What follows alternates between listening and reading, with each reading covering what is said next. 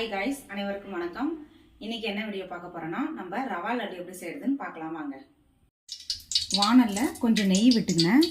நெய் விட்டுட்டு அதில் முதல்ல முந்திரி பருப்பு,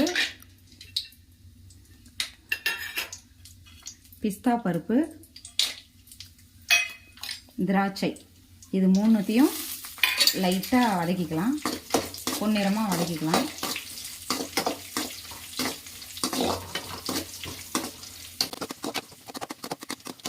இப்போ பாருங்கள், பொன்னிறமாக வதங்கிடுச்சு. இது கூட 2 கப்பு அளவுக்கு ரவை வச்சுருக்கேன். இந்த ரவையை இது கூட கொட்டி வதக்கிக்கலாம்.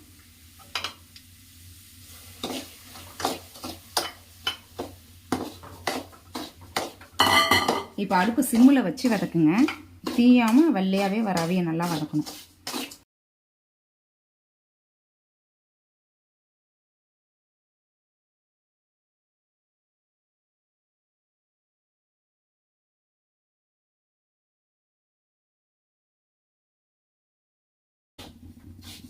இப்போ பாருங்கள், ரவையை நல்லா வதக்கியாச்சு. இப்போ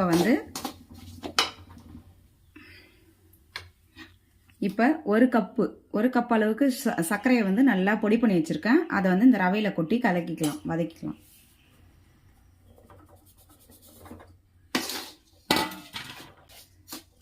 இப்போ இதில் கொஞ்சம் 1 ஸ்பூன் அளவுக்கு ஏலக்காய் பொடி போட்டுக்கலாம்.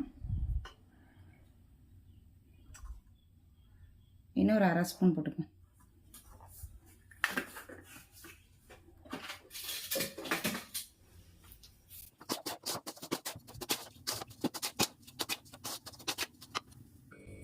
இப்போ பாருங்கள், ரவையை நல்லா வதக்கியாச்சு.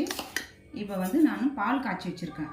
பாலை கொஞ்சம் கொஞ்சமாக ஊற்றி இதை கிண்டி விட வேண்டியதான். கொஞ்சம் கொஞ்சமாக ஊற்றி கிண்டிக்கலாம். கொஞ்சமாக ஊற்றுங்க, நிறைய ஊற்றாதீங்க.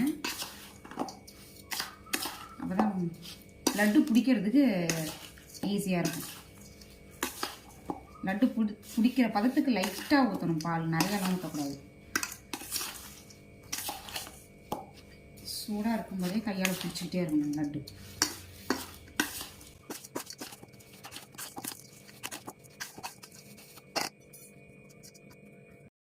இப்போ பாருங்கள், பால் கொஞ்சமாக ஆட் பண்ணி இந்த மாதிரி லட்டு பிசைஞ்சு இந்த மாதிரி லட்டு எடுத்து பிடிக்கணும்.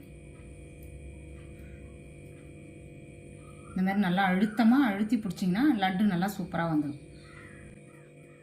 இப்போ பாருங்கள், இதுதான், இவ்வளோதாங்க. இதே மாதிரி எல்லாத்தையும் பிடிச்சிக்க வேண்டியதான்.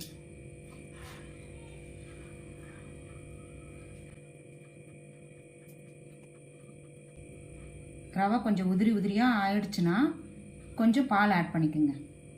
நல்ல லட்டு பதத்துக்கு பிடிக்கிற பதத்துக்கு பால் லைட்டாக ஆட் பண்ணி இந்த மாதிரி லட்டு பிடிச்சி வச்சுக்கணும். சூடாக பிடிச்சாதான் நல்லா லட்டு பிடிக்க ஈஸியாக இருக்கும். இப்போ பாருங்கள், லட்டு ரெடி பண்ணிட்டோம். இதே மாதிரி நீங்கள் செஞ்சு ட்ரை பண்ணி பாருங்கள். லட்டு நல்லாயிருக்கும். இதே மாதிரி அடுத்தடுத்த வீடியோ உங்களுக்கு நாங்கள் போடுறோம். எங்கள் ஜெயராஜ் புலிகேசி சேனலுக்கு லைக் பண்ணுங்கள், ஷேர் பண்ணுங்கள், சப்ஸ்கிரைப் பண்ணுங்கள். மறக்காமல் பெல் ஐக்கானை கிளிக் பண்ணுங்கள். நன்றி. தேங்க்யூ.